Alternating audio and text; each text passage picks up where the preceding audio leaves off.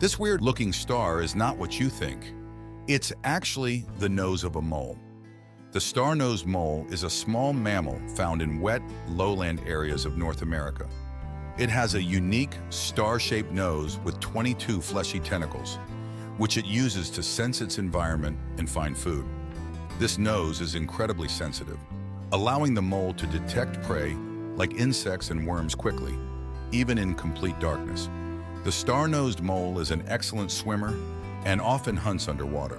Its remarkable nose helps it to be one of the fastest eaters in the animal kingdom, capturing and eating prey in just milliseconds. This adaptation makes it a fascinating and efficient hunter.